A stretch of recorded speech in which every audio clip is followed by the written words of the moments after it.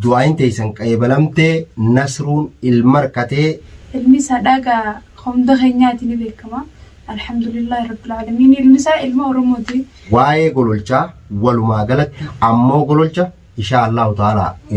torbee muraasa booda guyyaa muraasa booda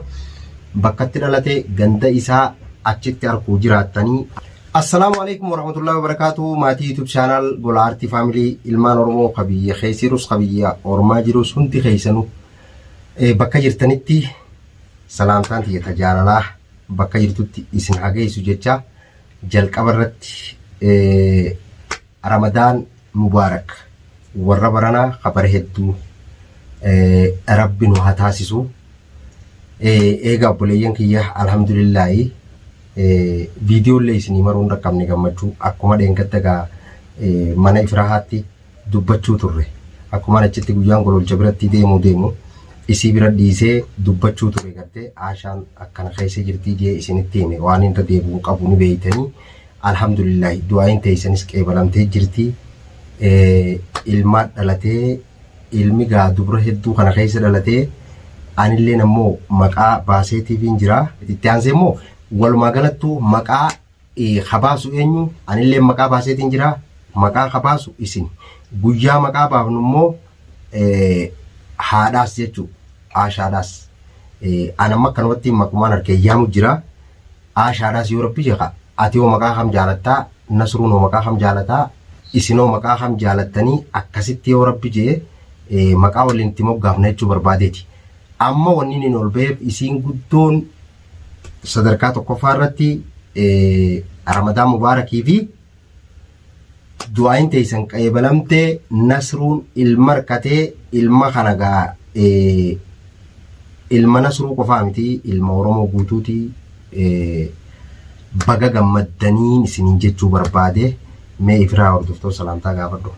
Assalamu alaikum warahmatullahi wabarakatuh. Hordoftoota fi daawwattoota Gola Arti Family akkam jirtan jirra jirtu isin jecha hordoftooti namantaa biraaleen ashama harka fuune isin jecha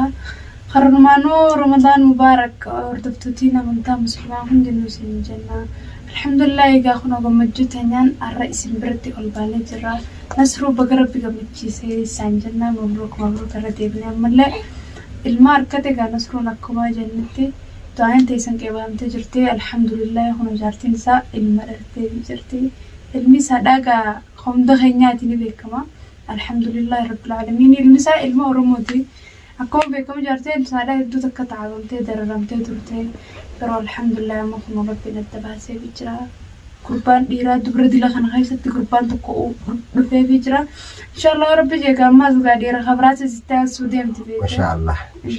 rabbi jeega eega hordoftoota keenya gammachuu guddootu nutti dhagama ammoo an jalqaba irratti wanni gartee fardii ma isinitti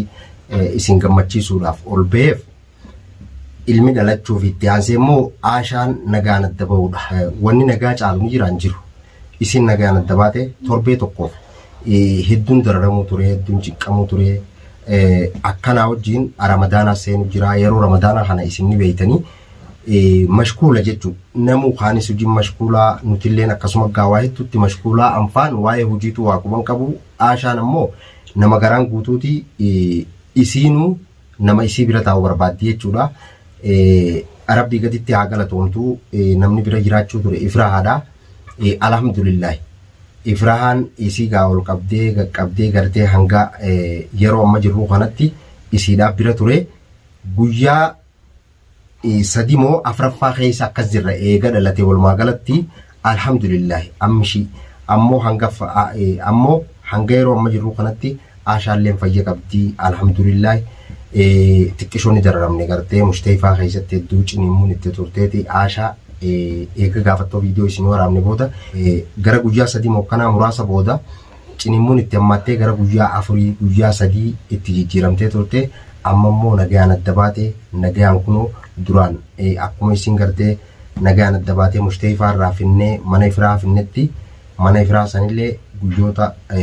sadii mokkana achi turree amma gaa isiilleen jabaattee xiqqishoo nu sossoo'uu dandeesse sababa saniin isiillee fuudhee amma as mana deebisee jechuun maaliif namni haaskaadhaa hedduu ni dararama ani ilmaan baay'een qabanii beeytanii nutis amma nama torba jechuun maatiin nutu nama torba naaf yaashaa malee nama 5 jechuun namni tokko dhiiraa isaan afran hafan ammoo dubra alhamdulillah rabbiin anilleen akkuma isin du'aayiidhaan gartee kommentii teessan jalatti ilma gartee si kannee rabbiin waa gammachiisuu jettanitti rabbiin na gammachiise isinilleen gammadaadhaa ammallee rabbi isin haa gammachiisu amma aashaan gaa fayya qabdii alhamdulillah arraantana mana keenyatti hunuu gallee ayeega mana kana galleessan ayeega aashaa ciibsinee booda eega aashaa gaa bakkettoo tottolchinee fi ciibsinee booda magaalaa keessa ramadaana yeroon ramadaana ol naquufiin ka'ee fi fiigaa ture ammumaan anilleen mana dhufee akka viidiyoo maranii turan ifrahaalleen natti himtee jirti achumaanuu viidiyoo isiisanillee laayik godhaa fi sheer godhaa fi isinilleen baga gammaddanii warra baranaa habara hedduutiin isin ija Oromooti yoo warri biyya keessa jirus habiyya ambaa jirus hundi keessanuu itti aansee maaliin jechuu barbaade waan sammuu teessan kana cinqaa jira yeroo ramadaanaatiin kagartee yeroo nan qilleensa yookaan shabakaa banadde isin natti illee dubbachaa jirtan waa'ee gololchaati. Waa'ee gololchaa walumaa galatti qilleensa kanarratti hedduu ol ba'ee dubbachuu illee barbaadu maaliif yoo jettan akkuma isin kana dura gartee keessaan dalagaa qilleensa irratti ol baatanii maal hin jiinaa jettanitti keessaan waan godhu jirruu fi yookaan gololcha akkam ta'uu deema waan jusan nuti murteessine waan itti jirraa inshaallahu ta'ala gololcha immoo biyya tana keessatti hedduu rakkoo ajaa'ibaatiitu sossoo'u jira rakkoo ajaa'ibaatiitu deemu jira namni keenya as keessatti wal miidhu jira kanarra immoo yoo gara biyyaa galan gara maatii fi biratti yoo galan irra wayyaa waan ju'uun biyya tana keessa yoo manallee jijjiirrattee asii fi achitti illee jijjiirrattee namni wal harkuun hin oolamu yeroo sanitti immoo miidhaa walirraan ga'uunis waan oolamu waan ju'uuf waa'ee gololchaa walumaa galatti asirratti dhibbarraa dhibbatti himus hin barbaanne ammoo gololcha inshaallahu ta'ala torbee muraasa booda yookaan guyyaa muraasa booda bakkatti dhalatee ganda isaa achitti arguu jiraattanii ammoo akkuma isin jettan nuti kan gartee hojjannu hatti gartee wal gargaaraa jirru gara keessaatiin waan godhamuu qabu irratti wal cinaa dhaabbachuu jirraa kanaaf isin hin dararaminaa hin cinqaminaa wanni isin gootan du'aayii qofa godhaa boleeyyan kiyya du'aayii qofa nu godhaa baatiin tun baatii ramadaanaati baatii ramadaanaa kana hedduu gartee haalli jireenyaallee ni ulfaataa osoo danda'amtee baatii ramadaanaa takkitti amata keessaa dhuftu tana baatii araaramaa waan taatee jecha salaatanii soomananii rabbii fi gabbaranii rabbiin baatuma ramadaanaa tanarraan hangafee rabbiin dura haa jijjiiru baatii tanallee baatii ramadaanaa kabajamtuu takkitti amata keessaa yeroo takka dhuftu tana warra qalbii takkaan gartee soomanee ibaadaa godhee rabbii isaa gabbaru rabbiin waa taasisu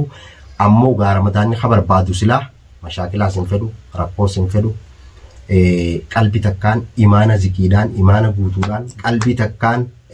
imaana guutuudhaan gatteessee soomantee rabbii kee gabbaruudha barbaachisaa rabbi akkasiis nu haa godhu rabbi isin haa milkeessu oromootii bakka jirtanitti rabbi isin haa gammachiisu hangama kiyyaan gammadeetiin jira